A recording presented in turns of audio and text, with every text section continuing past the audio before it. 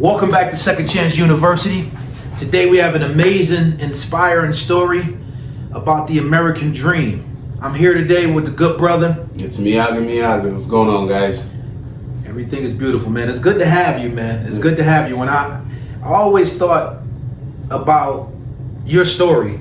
You know, like I met him cutting his hair. I'm a barber, as you guys know, and we've had conversations while I've been cutting his hair, and his story has always inspired me and encouraged me. So I thought that I'd share it with you guys. So let's get into the story. Yeah. So first of all, Miyaga, like where tell the people like where you're from and how did you get here? Okay.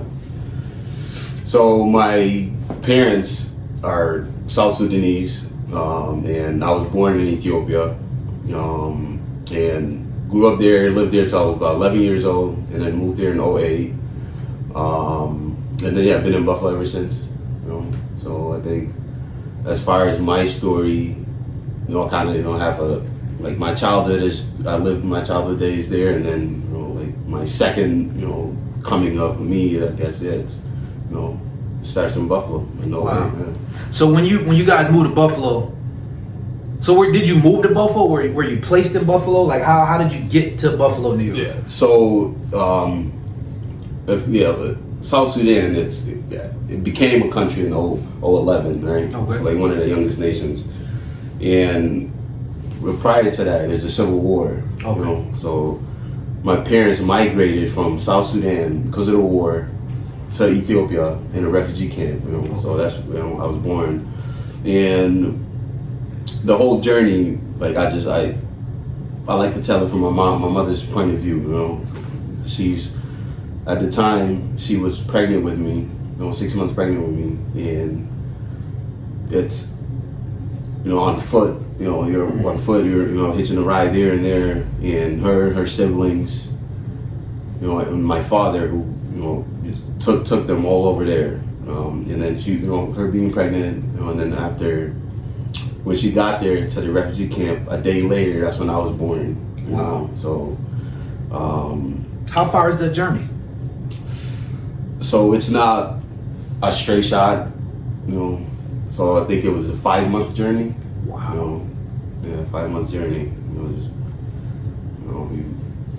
From where your parents is from where, to Ethiopia. From their homeland to Ethiopia. On foot. 5-month journey. Yeah. Wow. And while she was pregnant. While she's pregnant. So yeah, and then I was born there. My sister's born there. My oldest sister was born in South Sudan. So it's everybody came. My whole family.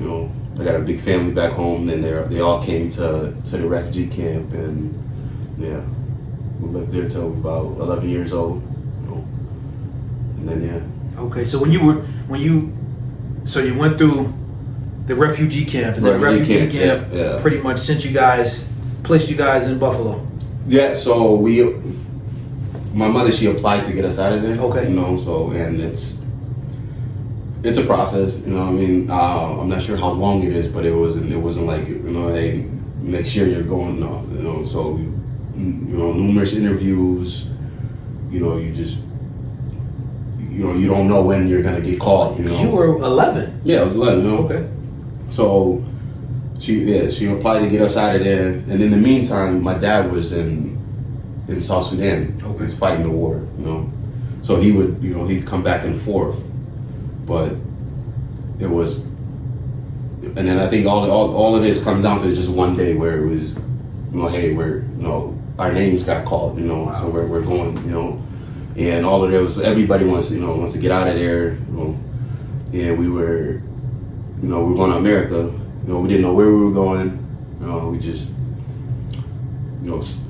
I remember this day vividly. A SUV came, and I was playing with my friends. I didn't even know them. My mother, she probably knew the day before, but I was playing with my friends, and she was like, I remember she called me over, and she got us dressed, and we, showered us up, and it was that morning we hopped in the SUV, and it took us to like the United Nations headquarters, which is like 10 minutes from the house.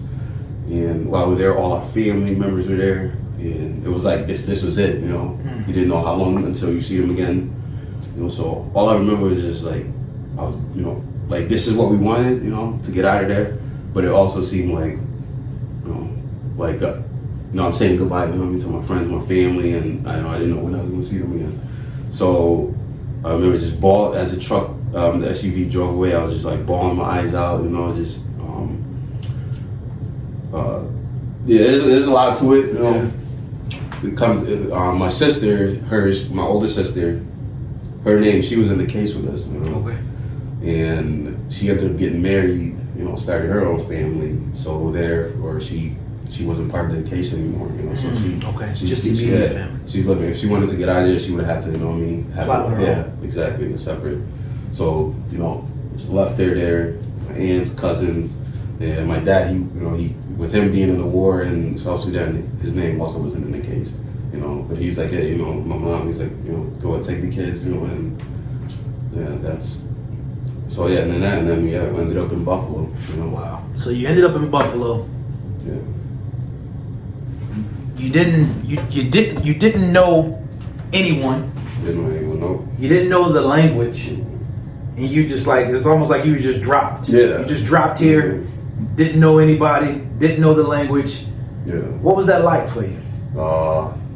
So all through that process, it was my mom, my sister, and there was this other guy. He was a single guy. He spoke a little bit of English, right? And his name got called the same time we did. So we were in the capital of Ethiopia, Addis Ababa, with us for like a week, you know, just as they're preparing everything. So we all throughout, you know, I think we had a layover in London. He was with us, so you know his little bit of English helped a little bit. And then we ended up in New York, and he was going to Texas, and we were going to Buffalo. So so we said our goodbyes. We come to Buffalo. We get off. We, you know, arriving flights. We didn't know where we were at. We just, you know, all I remember was we had this tags on our necks, right? You know, it had the number of our social worker, you know. So we didn't know where we were going, you know. Couldn't read, you know. We were just walking around back and forth. We go back to the flight attendant. Was like, you know, I don't know. So eventually he saw the tag. He called the social worker, and he found someone to take us to where she was at, you know. And then, you know, we hopped in the car. She drove us. She brought us to our house, which is on West Utica, and it was like this is home, you know. This is home. But we didn't know anybody. We didn't have contact with anybody. We just, you know, she was speaking English, couldn't understand anything, you know. So it was tough, you know. It was a tough experience. And for the 2 weeks that we were there, you know, until our family from South Sudan, you know, got a hold of us and came over, it was like, you know, it was like a surreal experience, because we were just sitting there looking out the window, and we were just, you know, seeing all these people just like, you know, people roller skating. It was fall. People roller skating. People just, you know, out, like, you know, it was just, you know, it was tough, you know. Yeah. It was like, I can't even imagine that, right? So it was like another world. Yeah, right? exactly. So yeah. Where you came from, it's not right. You seeing different type of people for the first time, bunch of races, melting pot. Right. Yeah. So yeah, that's crazy. So as far as English goes, how long did it take for you to learn English? Who taught you English? Yeah. I remember you said you had to teach your mom. You taught your mom. Yeah. So yeah, my mother learned English to me and my sister. We both went to school 45, and you know, it's an international school, you know, but our native tongue is Maban, so not, you know, nobody spoke that there, and so kind of had to adapt, and you know, so like about 7 months, I think that's when I started speaking it. You know, it's broken English, but started speaking it, and you know, ever since then, just, you know, start teaching it. Yeah. Until you start teaching her a little that you know. So yeah, we'd come home. Me and my sister would be speaking English. She'd pick up, you know, things, and she learned through us. Nice. Yeah. Okay, that's good. How long did it take for you guys to? So all this time you're just on like a green card or a visa? Yeah, green card. Yep. So eventually you had to become citizens. Yeah. So actually, my story, I'm still on the green card. Yeah. Okay. I am still on the green card, and it's something that I working in maybe in the next year to, you know, speed that process up. But I think after 5 years or is it 7 years of being here, then you're eligible to become citizenship. You know, I just never took that route. You know, but yeah, that's something that I'm willing. You know, I'm working on in the next year or so. You know. Okay, that's good. Yeah. That's good. So how determined are you, man? Because it's like you went from not knowing the language to not being able to even communicate with anybody to being a Buffalo firefighter now. So how was the the determination process? Do you feel like anything can stop you? Because like your whole life is like a second chance. Yeah. I mean, yeah, it all just goes back to coming from where I came from. You know, like I said, I grew up a happy kid. You know, I was just came home every day, but not knowing that, you know, I mean, there's just more to life than, you know, than that. But, my mother, you know, she is like, she's the pinnacle. You know, when I say that she's the person I look up to the most. You know, she is. You know, she's very motivating. You know, she's a strong woman. You know, independent woman. She's her coming to this country by herself, you know, and raising me and my sister, you know, and just everything that she's went through, you know. I feel like, you know, as a son, you know, even though it could be the littlest thing, and she's always proud of me, you know. She's always proud of me. So I think, you know, my journey to, you know, like wearing this hat, you know, and serving the Buffalo community, there's never anyone I wanted to like share this moment with, you know, than her. You know, she's been through it all. You know, she's the reason why I'm here today. She's inspiring, you know. Yeah, then like the journey, you know, to become a Buffalo firefighter, that's like something I take pride in, you know, something, you know, like, cause it's, you know, this kid, you know, you look in the map, you probably wouldn't, you know, see where I came from, you know, and it's something that I'm proud of, you know, my family's proud of, you know, cause it's I'm proud of you. Yeah, I appreciate that, man. You know, like I you know, came from this little place, you know, but you know, here I am. Right. So, and it's something I always wanted to do, you know, serve my community, you know, like Buffalo became a second home to me. And, you know, I'm happy, you know, I mean, seeing that, you know, Buffalo on my back, and it's just, you know, something I take pride in. So it's amazing, man. Yeah. That's an amazing journey and an amazing story, and it always touched me. Yeah. You know, I knew that I had to get you on here when I started this. What would you say to someone who feel as though they can't, you know, if they feel like they don't have the tools, or they don't have, you know, the capabilities to move forward or to become successful? Yeah. Like, what would your encouraging words be to someone in that case, mm-hmm. or starting over, someone that has their second chance? Yeah, I'd say, you know, for me, you know, surround yourself around people that, you know, either are in it or, you know, have the aspiration to, you know, to want to be something someday, you know, positivity, you know. So it's, you know, people that just encourage me, you know, every day. You know, I knew this is what I wanted, so they were like, you know, hey, you know, like guiding me, you know. So that played a big role in my life, you know, and me being in this position now. So just, yeah, you know, I think that's where it starts, you know. Because, you know, at the end of the day, you know, the people you hang around, you know, I grew up in the Schaefers, you know, so I lived there for 11 years, and, you know, I seen, you know, my friends, you know, was locked up, incarcerated, and, you know, I could have easily have taken that route, you know.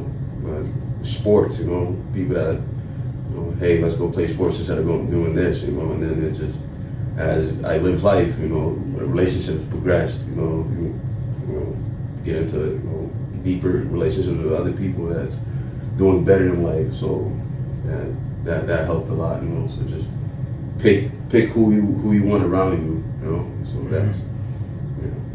It seems like it always come back to this. People, places, and things are so important. Like, no matter who I'm having a conversation with, or if I'm telling my story to someone, it comes down to the people I surround myself with, the places I choose to be, and the things that I choose to do. And if you can control those things, then you ultimately set yourself up for it to be more successful. And your father guided your mom and the kids that she was about to have, and your older sister, to Ethiopia. 4 month journey? 5 month journey on foot.